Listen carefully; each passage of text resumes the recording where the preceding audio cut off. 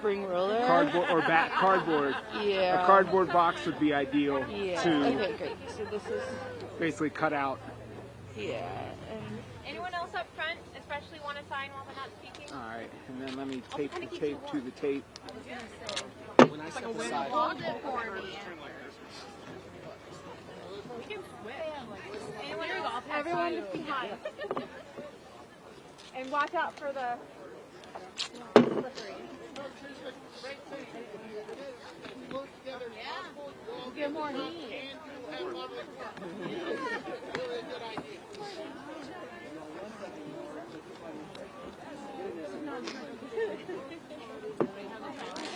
Any of them? This is Sarah, audio check. Sarah, audio check. Testing. Yep. Everybody looks beautiful.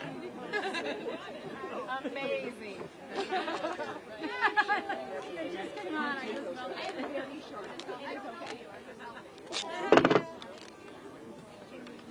Look at all these beautiful Minnesotans.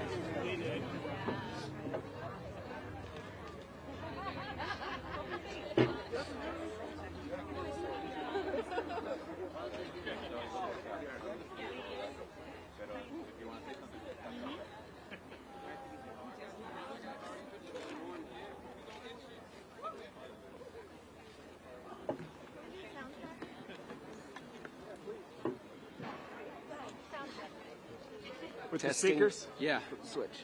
There you go. Testing, testing, 1, 2, 3. You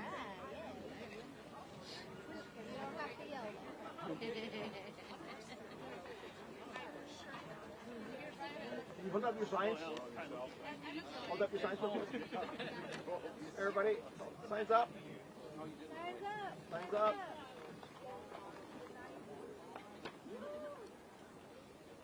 Minnesota strong right here. Thank you.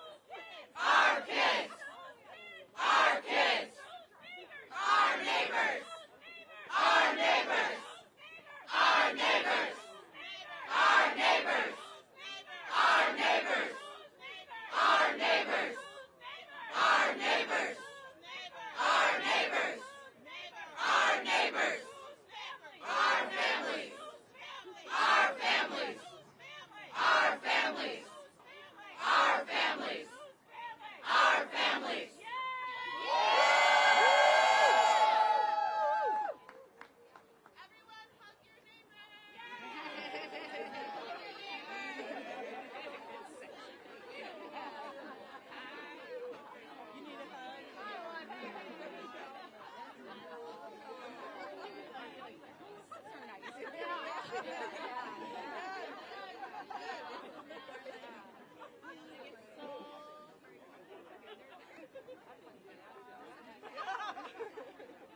land? Our land. Nope. Whose land? Native land. Whose land? Native land. Whose land? Native land. Whose land? Native land. Whose land? Native land. Whose land? Native land. Whose land? Native land. Whose land? Native land. Woo!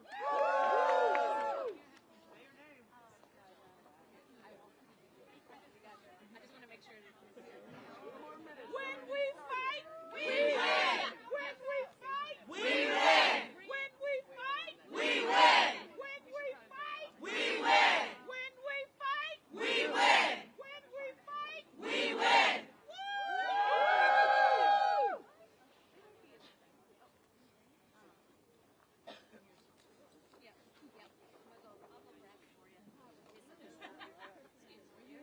I'm gonna grab you back.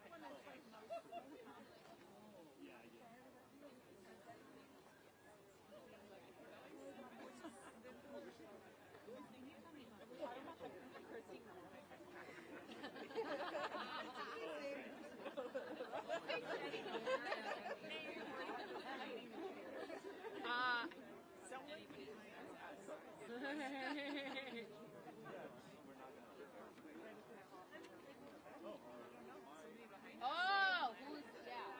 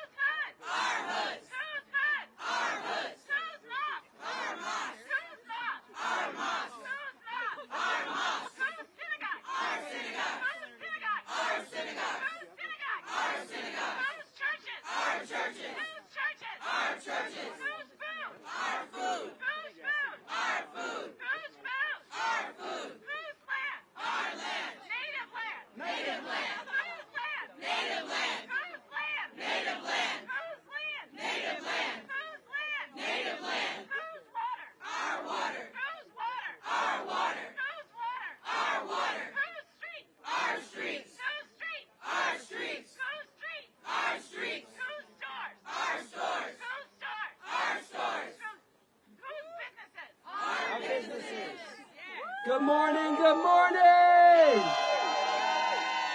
Ice out! Thank you, good morning everybody. My name's Desmond Surrett, I'm with Community Change Action. I am proud to be here with our friends from Minnesota who are setting an example of what courage looks like in our times, of what it means to resist, of what it means to be a good neighbor. A little over a month ago, the Trump administration unleashed an attack on Minneapolis and a racist attempt to scapegoat black Somali women. Families have been torn apart. People abducted. People hiding in their homes. Schools and businesses are at a standstill. Military-style operations at child care centers. I can't believe I'm saying that. Federal agents tear-gassing students. People shot in the streets. And no one has been held accountable. I repeat, no one has been held accountable. And somehow, in the halls just behind us, there is a debate occurring about whether we should continue to fund this violent, lawless, terrorizing force to the tune of billions of dollars.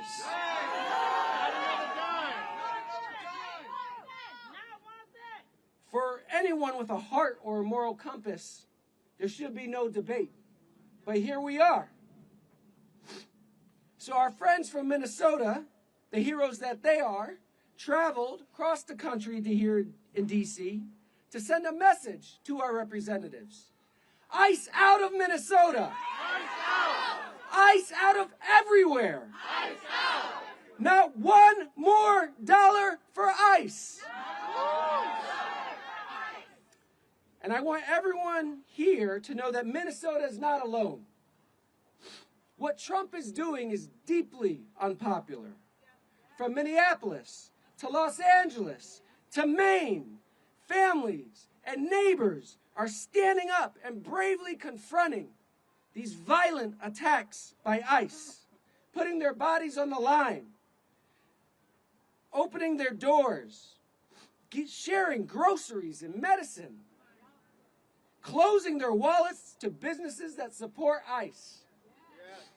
The least our representatives could do is confront this administration, use the power of the purse, and cut off the flow of funds to ICE and CBP. And while our families are stretching the dollar in order to survive this affordability crisis, the Trump administration has robbed our kids and families of the money they need to survive. They took away our Medicaid. They took away our food stamps. And they used it to fund this terror campaign. But as you can see behind me, our movement is stronger than their cruelty. I said our movement is stronger than their cruelty. The folks you'll hear from today are evidence of that. They organized a general strike. They built community power. And they spearheaded a movement of neighbors stronger than corporate greed or a petty wannabe dictator. So it's time for our representatives to take their lead and abolish ICE. With that, I'm going to pass it to our leader, Rachel Dion Thunder, Vice President of the Indigenous Protector Network. Give her a hand. Tanse, Gananaskamotan, Nananaskamotan, Absis, Nanahiwak, Absis Rachel Dion Thunder. I just said hello and thank you. Thank you to everybody that is watching, listening, and resisting what is happening across these lands.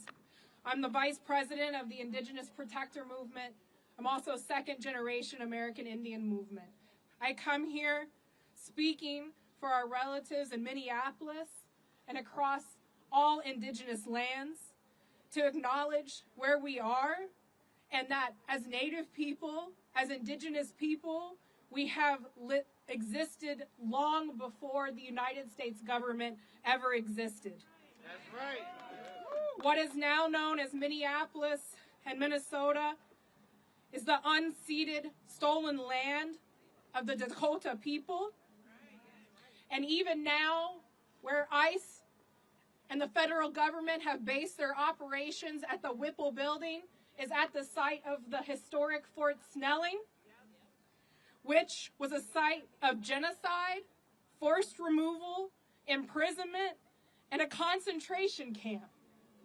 This history is not just in the past, it is repeating now. And what is happening is not new for Indigenous people or Native people. The criminalization, surveillance, and detention has been going on since the beginning of colonization over 530 years ago. Even today, Native and tribal citizens are actively being detained by ICE, and this fact should alarm everyone. As Indigenous people, migration is our right. Indigenous people moved freely long before these borders were enforced. These borders were imposed over us. These borders crossed us. We did not cross these borders. And no federal agency gets to decide the sovereignty of who belongs on Indigenous lands. Native communities across the country, what we call Turtle Island, and the Native community in Minneapolis has stayed activated because we have always been activated. We are not new to standing up against the federal government. Even today, there's organizations that are helping with mutual aid, community safety, collective care, and we protect each other because history taught us that we had to.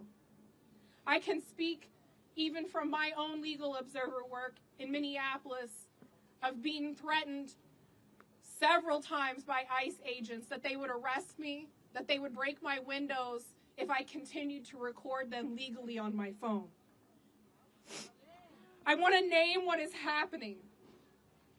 The presence of ICE is a violent federal occupation on stolen land. This is not about public safety. These are militarized ICE operations that are terrorizing our families, traumatizing our children, targeting our elders, and harming legal observers. ICE is not enforcing law and order in our communities. It is enforcing fear on stolen land. I want to be clear that fear is a tactic used by authoritarian regimes to exert power. The true power lies with the people. And it is that power in Minneapolis and across Minnesota that is putting an end to this, that we are winning on our streets, and now we need our electeds to back that up here in Washington, D.C. Our demands are simple and they're non-negotiable. We immediately want ICE out of all of our communities. We want ICE out of all Indigenous lands across Turtle Island, across the United States, to immediately end the occupation and to end the violence. As Native people, we have historically been painted first as savages, then as radicals, and now, along with my other fellow Minnesotans, as domestic terrorists.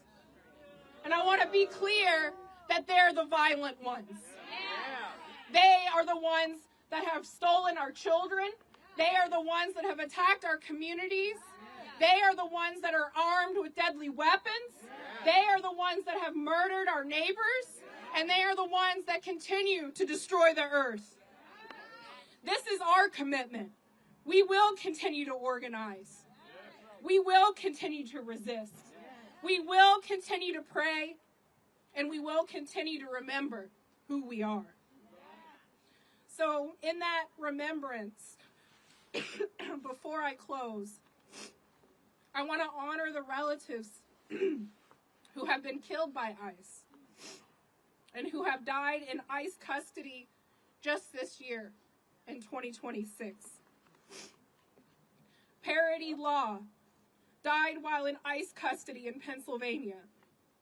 Keith Porter, fatally shot during a federal law enforcement operation in Denver, Colorado. Herbert Sanchez Dominguez died while detained by ICE in Georgia. Victor Manuel Diaz died in ICE detention in Texas. Luis Beltran Yanez Cruz died after being held in an ICE facility in California. Luis Gustavo Nunez Caceres died while detained by ICE in Texas. Gerardo Lunes Campos died while in ICE custody in the United States. Alex Preddy, publicly executed by federal immigration agents in Minneapolis, Minnesota. And Renee Nicole Good, fatally shot by an ICE officer in Minneapolis, Minnesota. At this time, I want to take a moment of silence.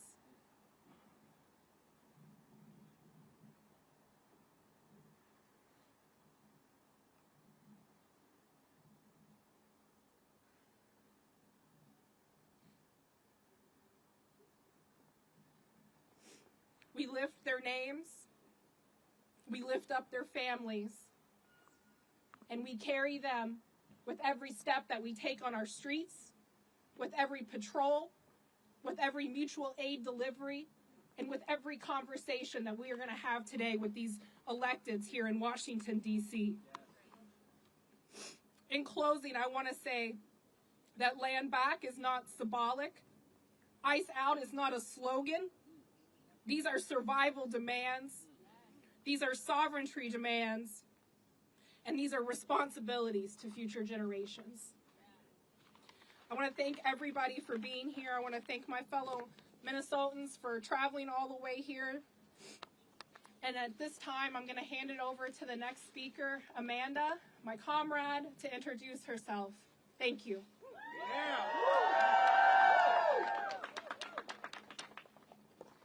Hello, and thank you for being here today. My name is Amanda. I am very loud.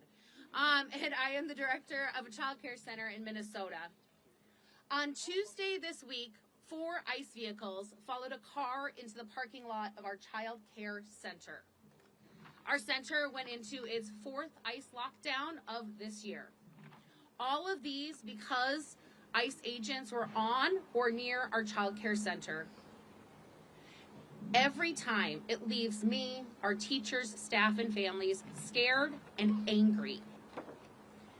In over 30 years as a child care professional, I have never had a lockdown until 3,000 ICE agents descended on Minnesota in January. And the truth is, other child care centers have experienced much worse. They have had ICE agents take teachers and parents from their buildings. They have had multiple families abducted by ICE, and they have been hounded and harassed daily. So this all began with the administration attacking and trying to undermine faith in Minnesota child care with a racist disinformation campaign targeting our Minnesota Somali child care providers. The administration froze child care funds and unleashed ICE to terrorize our communities. It was nothing more than a political ploy to sow hate and fear. But Minnesotans surprised them. We stood up and protected our neighbors and spread love and kindness. In the best of times, working in child care is both challenging and extremely rewarding as we help children learn and grow. And unfortunately, these have not been the best of times.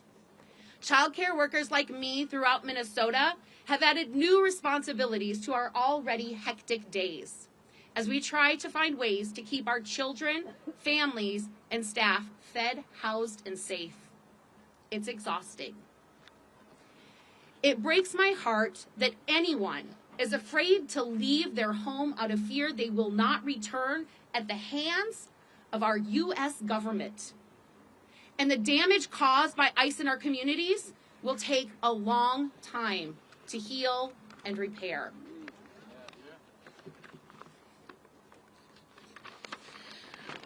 Our number one priority in childcare is to ensure that children are safe, loved, and valued. Scientific research proves that children can't learn and grow successfully if they don't have these basic needs met. And living in fear means you are not safe. and children in Minnesota are living in fear regardless of race or immigration or citizenship status. I've heard a lot of talk from politicians over the years about how they are working to protect children. And then these same politicians fund, support, and vote for policies that allow ICE agents to use violent, abusive, and racist practices that harm children. They are harming children, not protecting them. And to our elected leaders, if you truly want to protect children, don't vote for a bill that provides ICE with more money to continue harming those children and families. If you truly believe in protecting children, invest that money in children and families and work together with us to make sure each child is safe, loved, and valued every day. Thank you. I am going to invite Erica up to lead us in some chants.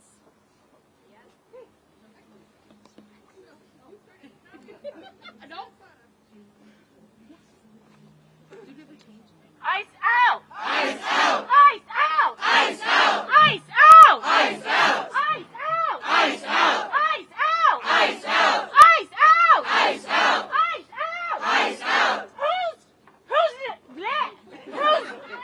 friends? Our friends. Whose friends? Our friends. Whose friends? Our friends. Whose friends? Our friends. Whose neighbors? Our neighbors. Whose neighbors? Our neighbors. Whose neighbors? Our neighbors. Whose childcare centers? Our childcare centers. Whose childcare centers? Our childcare centers. Whose childcare centers? Our childcare centers. Whose schools? Our schools. Whose schools? Our schools. Whose schools? Our schools. Whose streets? Our streets. Whose streets? Our streets. Whose streets? Our streets. Whose kids? Our kids. Whose kids? Our kids. Whose kids? Our kids. Whose kids? Our kids. Whose family? Our family. Whose family? Our family. Whose family? Our families. Whose hoods? Our hoods. Whose hoods? Our hoods. Whose hoods? Our hoods. Whose churches? Our churches. Whose churches? Our churches. Whose synagogues? Our synagogues. Whose synagogues? Our synagogues. Whose synagogues? Our synagogues. Whose mosques? Our mosques. Whose mosques? Our mosques. Whose mosques? Our mosques. Whose stores? Our stores. Whose stores? Our stores. Whose stores? Our stores. Whose streets? Our streets. Whose streets? Our streets. Whose government? Our government. Whose government? Our government. Whose government? Our government. Whose government? Our government.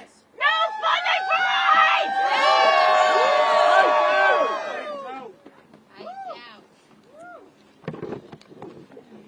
Hello, my name is Peg Nelson, and I have been a teacher in the Columbia Heights Public School District for the past 33 years.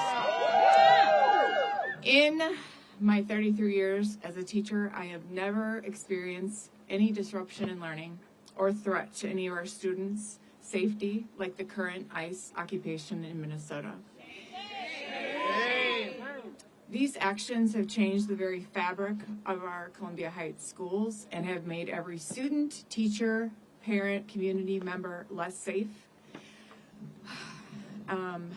Columbia Heights schools and all of us have adversely affected the learning and impacted all of the students regardless of their immigration status. It is not normal for elementary-aged kids to see a large portion of their classmates gone.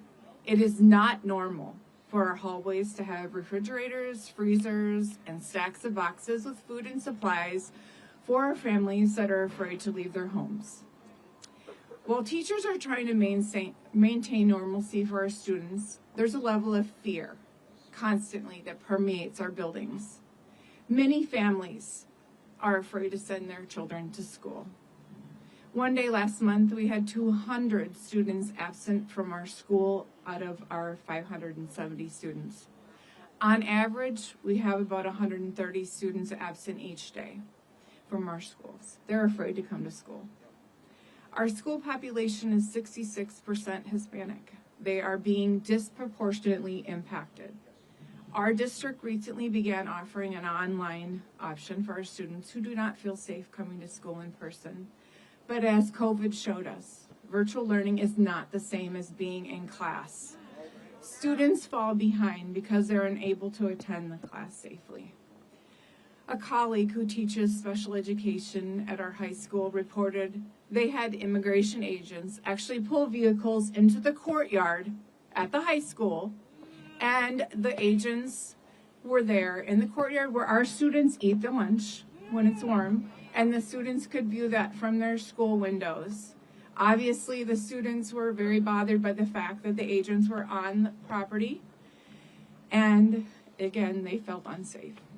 The colleague also reported that several high school students have been pulled over and questioned by immigration agents.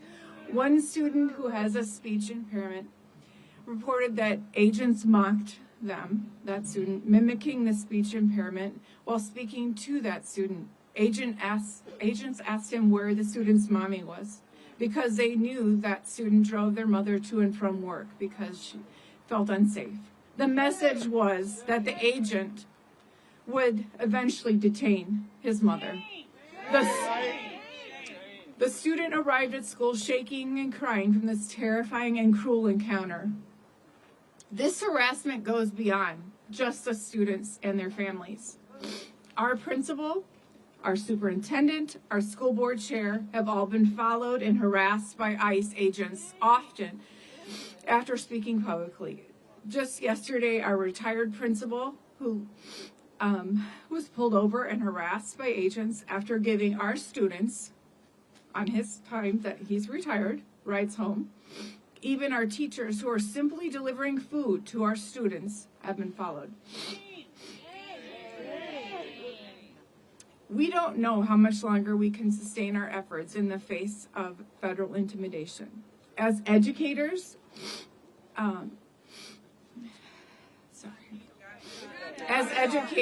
for the sake of our children, we need ICE to stay away from our schools and out of Minnesota. If they do truly leave Minnesota, no child in America should go through what Columbia Heights and other schools in Minnesota have endured. ICE needs to stay away from schools everywhere. Thank you so much for listening today, and please welcome now Senator Erin May Quade.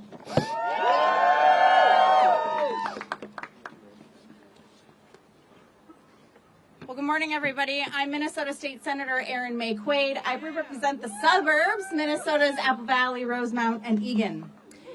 What we are experiencing in Minnesota is just the test case for what Republicans want to unleash on the rest of the country. Republicans cut our healthcare funding, our food, children's cancer research, rural hospital funding, higher education, and to give billions of dollars to ICE. And all that money for what? To destroy our small businesses, detain our friends, kidnap our babies, and murder our neighbors. They're in the elementary school parking lots, sitting at the bus stops, chasing us inside our grocery stores, terrorizing our streets, haunting our hospitals, violating court orders, breaking our laws, and violating the Constitution. And why? Why are they doing this? The Trump administration's public statements, their stated goal of removing 100 million people from this country. There are only 50 million immigrants total in the United States of America, most of whom were lawfully present. So we know from Trump's own words that they want to remove Black, Brown, Asian, and Indigenous people from this country, citizens, lawful permanent residents. That is what they have started in Minnesota. That is what they want to bring to the rest of the country. Despite a so-called drawdown, we can tell you nothing on the ground has changed in Minnesota. I had to put my phone on silent to give this speech because I'm getting messages right now. They're by the daycare. They're down the street from the school. They're in the apartment complex parking lot. They're knocking on doors, going door to door. That is happening right now. That is why Minnesotans are organized. Despite the lies of this administration, the Minnesotans that are organized are hockey moms with minivans and whistles. We are daycare dads with pickup trucks delivering groceries. We are teachers providing support to families in hiding. We are students with signs at walkouts. We are grandmas with Costco accounts. We are pastors, imams, and rabbis with unwavering faith. We are labor members with iPhones. We are Minnesotans. We are brave. We will stand in the gap forever for our neighbors. We are here from every corner of our state demanding ICE out of Minnesota and in no other state. Not one more dollar for ICE and CBP. And give us our neighbors back. Now I will introduce SEIU member Hamse.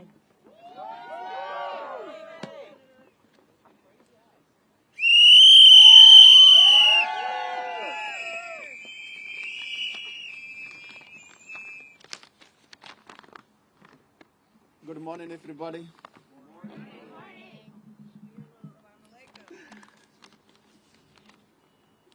My name is Hamza Hussein. I'm proud of SEIU Local 26 member. I'm also a rideshare driver at the Twin Cities Airport. I'm also a U.S. citizen.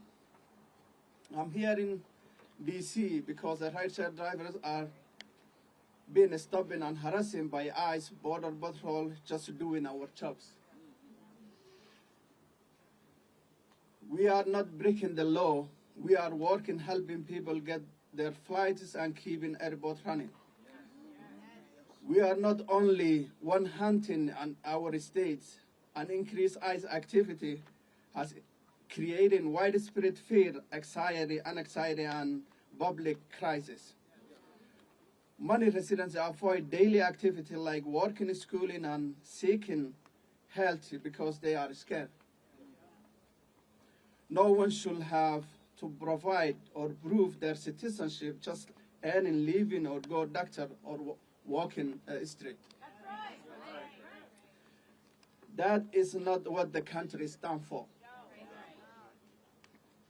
This is intimidation and profiling, not safety. We also mourn those who were killed by ICE. Their death shows how dangerous this situation is. And why we need to end this chaos. I'm here standing with my city. This has to stop. Our airport, schools, and communities should be a place of safety, dignity, and respect. Our tax dollars are to be used to reflect American value, not tear families apart or killing the citizens. We need ICE out of Minnesota. We need ICE workplace and out of Minnesota. Thank you all.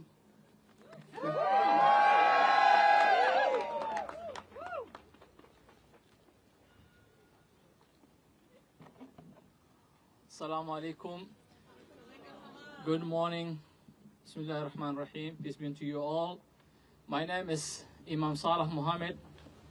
I'm from Rochester, Minnesota, an organizer with Isaiah, Minnesota. I want you to say, we stand up when I say, when dignity is threatened, we stand up. When families are hurting, we stand up. When justice is needed, we stand up. That is Minnesota. Thank you. Members of Congress, my fellow Americans, my name is Imam Salah. I am a faith leader. I am an imam. And most importantly, I'm a father, a son, a husband. A few weeks ago, my phone rang. It was my mother. Her voice sounded urgent. She said, come home, I need help finding something. When I got there, she was searching through drawers, papers, old folders. I asked her, what are you looking for? She said, my passport. Then she paused and asked me a question I never imagined I would hear from her. Should I carry the real one in my purse or a photo of it, a digital on my phone? My mother is in her late 70s. She lived in this country nearly 30 years. She worked her entire life. She helped build the very school she still works today. Something inside me, because for the first time in her life, she felt like her belonging could be questioned. For more than 20 years, whenever I return from traveling abroad, I am pulled aside, taken into a room, questioned, where did you go, Salah? Who paid for it? Why were you there? And we are constantly told, just carry your papers and you'll be fine. If you are documented, you should be okay. But many of our neighbors learned it, didn't always feel that. It wasn't simple. If you look like me, if you spoke with an accent like mine, in those moments, papers didn't always matter. And the truth is, this is not new for us Muslims. Since 9/11, many of us have been questioned, stopped, detained, and made to feel suspect simply because who we are. History shows a painful pattern in this country. Fear is often turned on one community at a time. There was a time when it was Black Americans were property under slavery on Jim Crow. There were times when Irish and Italian immigrants were treated as outsiders, as threats to a less than. Today, many in our Somali community feel that same weight, different generation, same pattern. But history also teaches us something else. Every time this country has faced that moment, people of conscience stood up and said, this is not who we are. We cannot ignore what happened in Minnesota. Two of our neighbors, Renee Good, a mother, Alex Brady, an ICU nurse who took care of our veterans, lost their lives in encounters with federal agents. Their deaths shook our communities. This is not politics. This is pain. This is about trust. This is about dignity. This is about whether power answers to the law. Because in a constitutional democracy, no one is above the law. No badge, no agency, no institution. And when communities feel targeted, something changes. Restaurants have become empty. Small businesses are struggling. Grocery stores are quiet. Children become afraid to go to school. Fear enters our neighborhoods, and when fear enters, dignity leaves. Let me say this clearly. This is our country too. We work here. We raise our children here. We serve here. We build here. We belong here. God says in the Quran, chapter 17, verse 70, and we have honored the children of Adam, not some. It did not say it said all the children of Adam. Every human being carries dignity. Every person has honor. Every child deserves to feel safe. No human being is illegal. No child is an alien.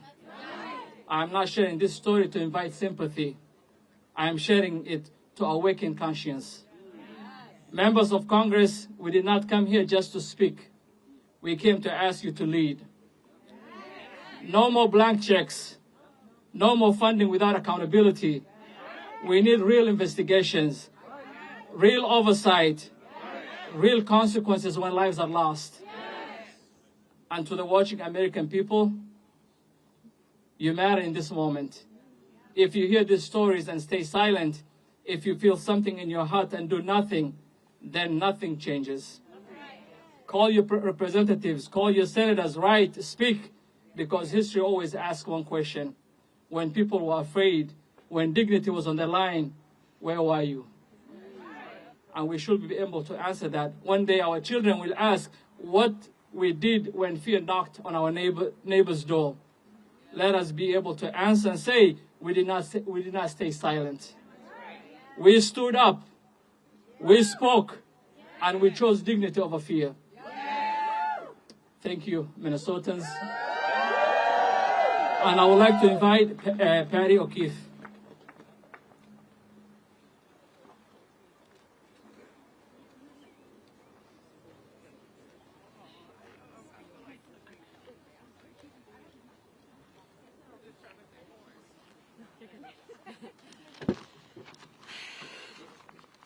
Hi everyone, my name is Patty O'Keefe.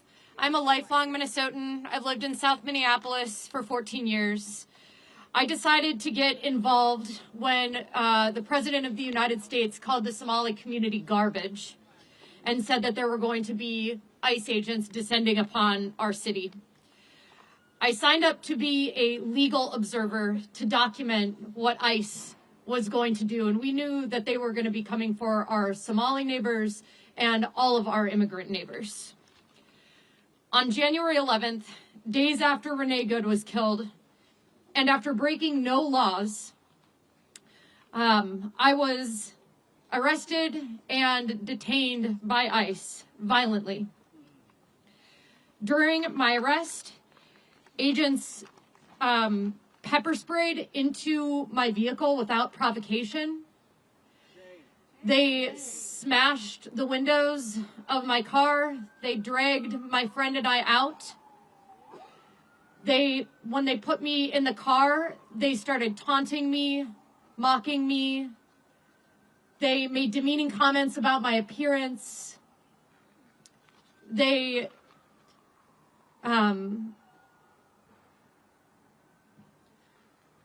said the worst thing. One of the agents said, "You guys gotta stop obstructing us. That's why that lesbian bitch is dead." Speaking about Renee Good.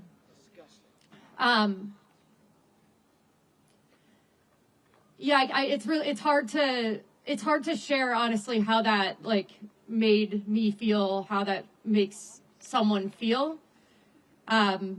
It was extremely cruel, and I just kept asking myself why. How could you say something like that? And then I remembered that cruelty is the point. They took us to the Whipple building and held us for 8 hours. We were released without charges after that. While I was there, I saw people crammed into cells. There was no privacy for going to the bathroom.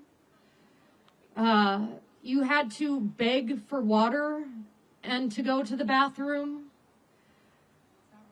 I heard crying, screaming, pleading, "Let me go, let me go, let me go, please let me go." I heard a child crying, screaming. I heard women screaming in desperate agony. In my time there, I was not ever allowed to make a phone call, and was made to feel like my biological needs and that my constitutional rights did not matter. That was a month ago, yesterday. Since then, ICE has continued their campaign of terror. The quote-unquote drawdown was for optics. It was to shift the media attention away. Since Tom Homan came to Minnesota, there has been an uptick of legal observers that have been taken by ICE. They are still preying on our children outside our schools, our daycares, and at bus stops. Inside our hospitals. Our hospitals. And they say they're going after the worst of the worst. Let me tell you who I saw and who I heard in that detention center.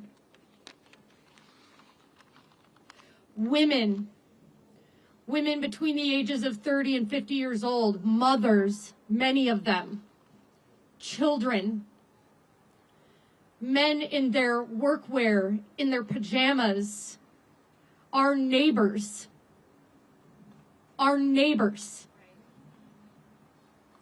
These are not criminals. So no, it is not slowed down. And Minneapolis, Minnesota, will keep fighting back against this complete unraveling of our constitutional rights and of our dignity. But we won't let them take that from us, our dignity. We here today, we have left the communities that we are defending. We are all playing roles in our community back home. We have come here today to tell Congress that we need support. All the money that the GOP has stolen from us, from our health care, our child care, food assistance has supercharged this campaign of terror in Minnesota and across the U.S. What is on the table today is an additional billions of dollars in funding. And to that, we demand not a penny more. No more.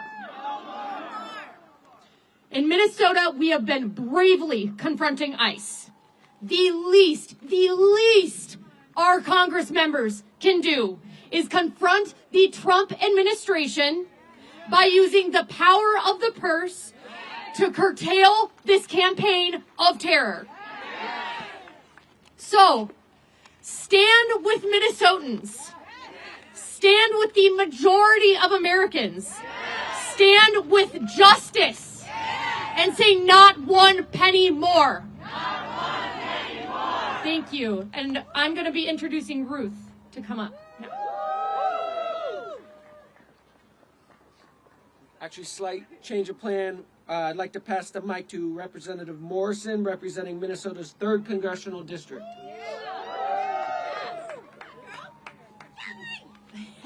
Good morning, good morning. Wow, this is amazing to see all of these people behind me who made the trip to our nation's capital.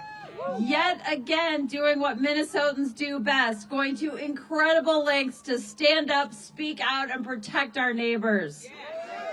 I want to say how proud I am of our state always, but especially right now. Minnesota is showing the world what it looks like to stand up against a tyrannical administration of cruelty, hate, and lawlessness with strength, dignity, and love. You see it in the faces of everyone here. Teachers, small business owners, tow truck drivers, labor leaders, legislators, people who are using every resource, tool, and opportunity they have to try to help their neighbors. These are dark and harrowing times, but it is the unwavering strength and resilience and compassion of Minnesotans that gives me hope and fuels me every single day. So thank you to each and every one of you for all you are doing. You are making a difference. What's happening on our streets is wrong. The Trump administration's campaign of terror and retribution against the people of our state is wrong. Every single day, we are seeing unconscionable civil rights abuses, constitutional rights abuses, human rights abuses. I saw it last week when I performed oversight of the Whipple detention facility in Minneapolis. People in leg shackles, people sleeping on frozen concrete floors with no blankets, no real food, no real medical care.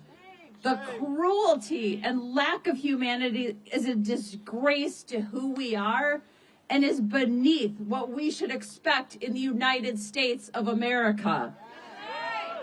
What the Trump administration is choosing to do to human beings in this country is simply abominable.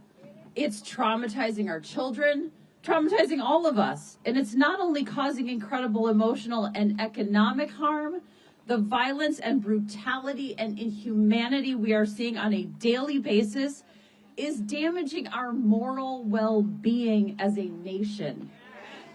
And as we stand here today, I want to be so clear. My Republican colleagues who control the House and the Senate could stop all of this today. Not in a couple of weeks, not in a couple of months, right now. If they could show a fraction of the courage of the people of Minnesota, a fraction of their patriotism, a fraction of their fierce commitment to defending our democracy, our humanity, our dignity, our decency, our Constitution, and the rule of law. Minnesotans have stepped up for their country, and it is far past time that the Republican majority in Congress do the same. Americans across the country are demanding that Congress finally reasserts its power as a co-equal branch of government. We cannot give one more penny to ICE as long as this lawless agency is violating Americans' constitutional rights, blatantly racially profiling, brutalizing people, terrorizing our communities, traumatizing our children, and killing people in our streets and in their custody. ICE out of Minnesota and ICE off our streets. I'm going to keep pressuring my colleagues to stand up and do the right thing, and together we will keep fighting for a better, safer, stronger country. Thank you so much, all of you Minnesotans.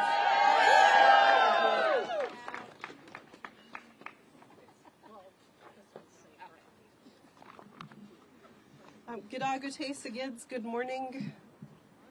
Good morning. My name is Ruth Anna Buffalo. I stand here as a Native woman, a parent, a community leader, and as your relative. I'm speaking for my family, for my community, and for our ancestors, and for the people of Minnesota who are too afraid to leave their homes right now. What is happening in Minnesota is not policy, and it is not lawful. The behavior and tactics we are experiencing are creating fear in our neighborhoods and in spaces where our people go for resources and safety. Parents are afraid to let their children play outside. Families are afraid to go to work or the store. Community spaces are going into lockdown.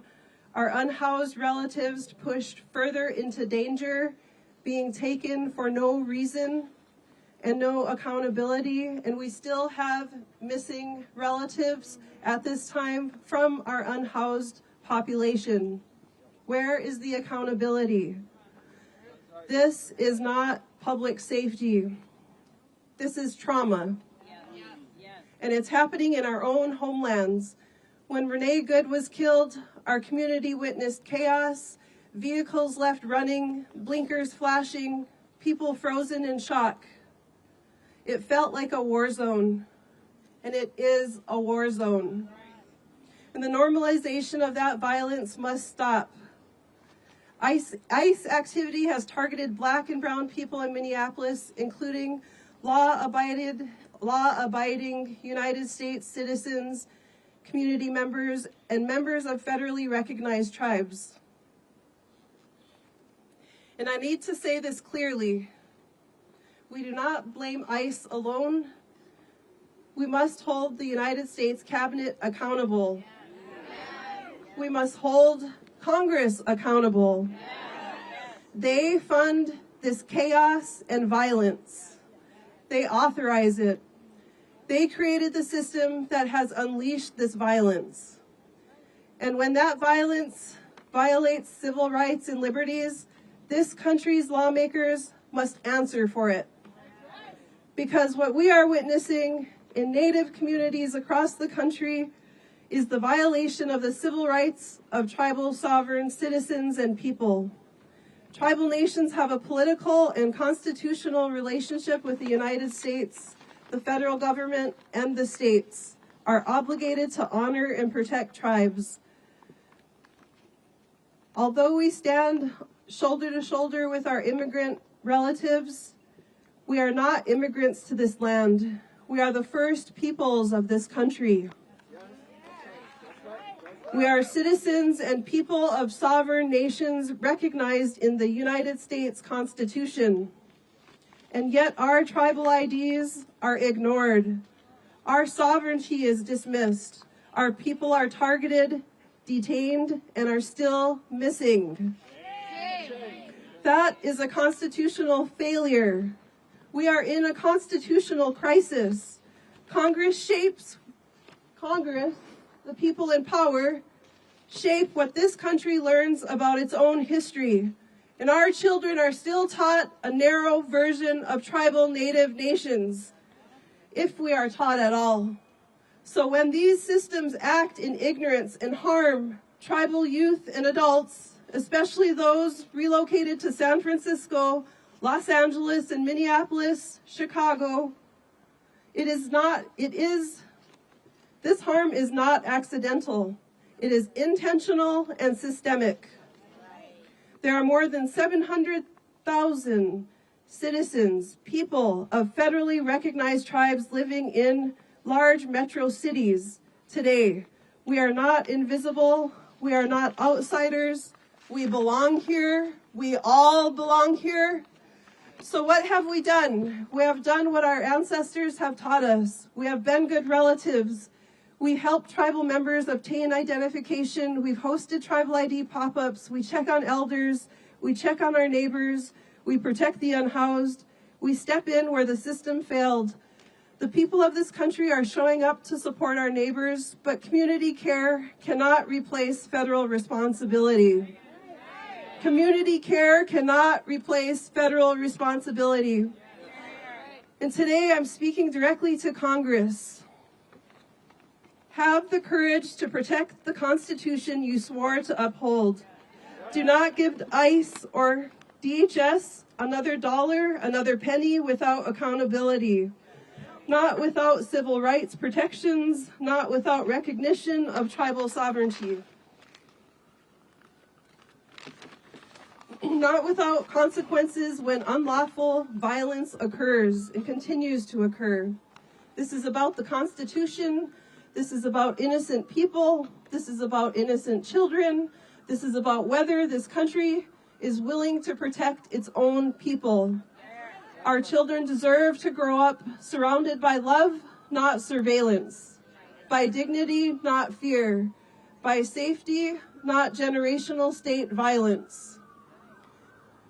We deserve to live in our homelands free from repetitive harm by the United States federal government. The world is watching, our communities are watching, and future generations are counting on the decisions being made right now. So hear us clearly. Hold them accountable. Not just ICE, Congress, and the cabinet. Hold them accountable. No more funding without accountability. No more unlawful violence. No more ignoring tribal nations. Reach for courage. Vote to protect the Constitution. Vote to protect innocent people. Vote to protect the future of this country. We are still here. We are sovereign, and we will not be silent. We are still here. We are sovereign, and we will not be silent.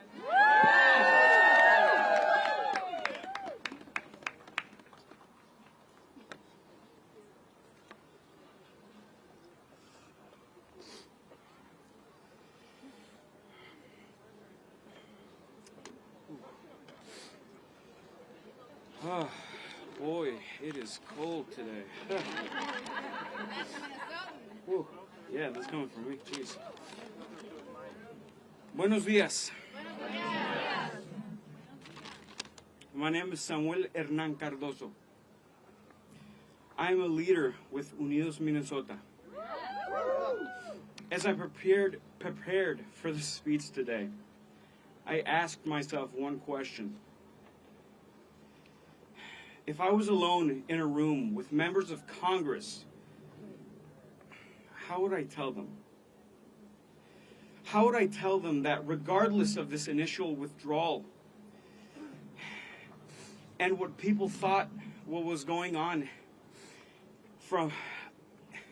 Sorry. How do I tell them that... Oh, jeez.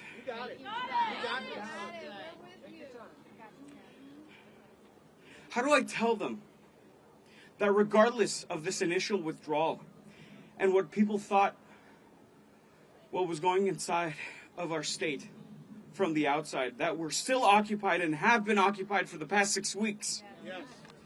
How do I tell them that my family business that we've owned for the last 20 years is in danger of closing?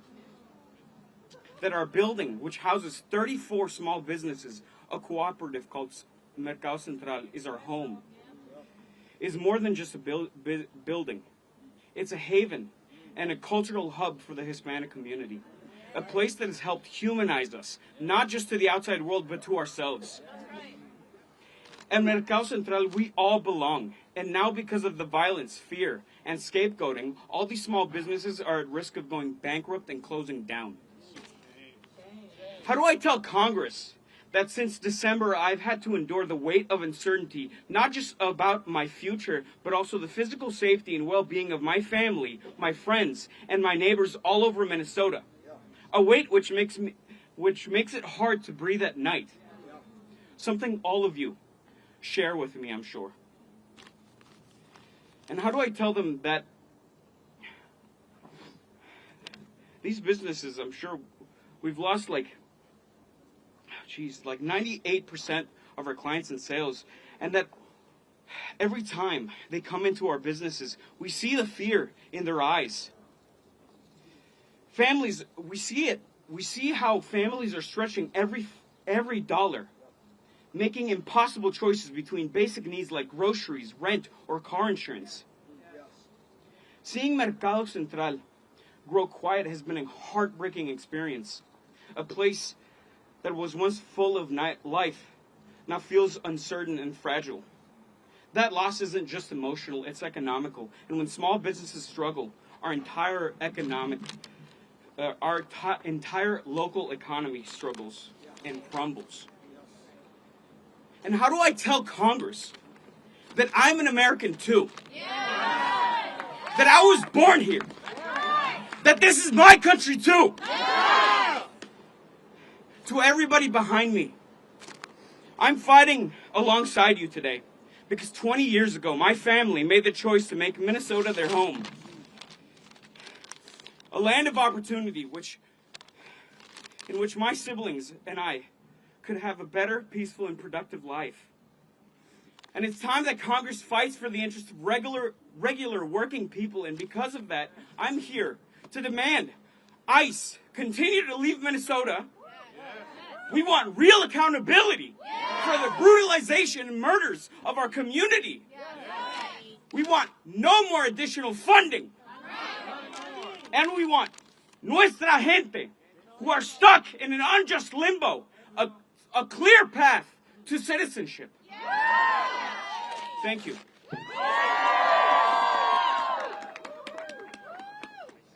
Thank you to our friends from Minnesota. ICE out! ICE out! ICE out! ICE out! ICE out of Minnesota! ICE out of Minnesota! ICE out of everywhere! ICE out of everywhere! Let's go tell Congress how we feel! Oh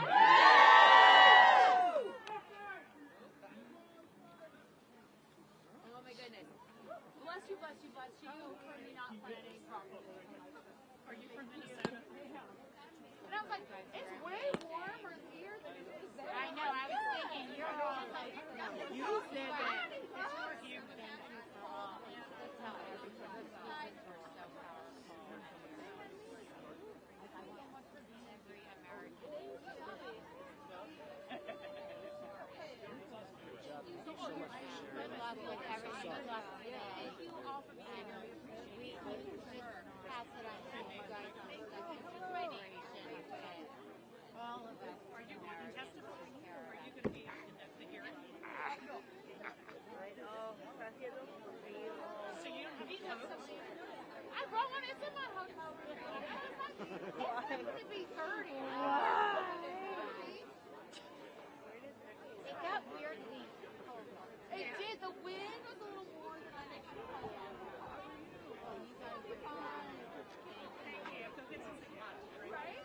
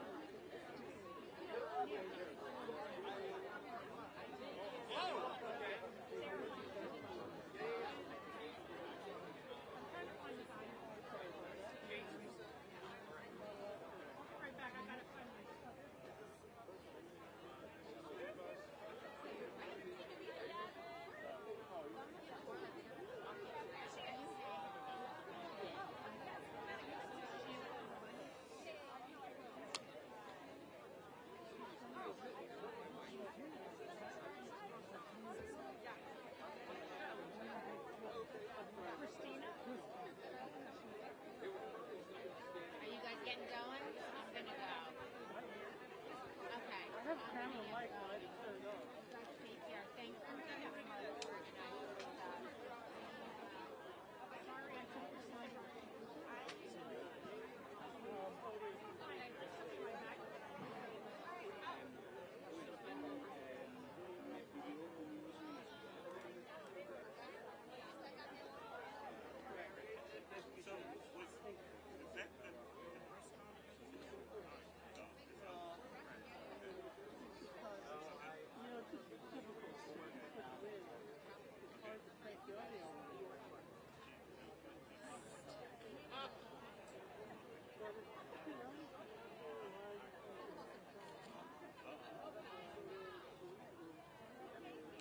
No, I think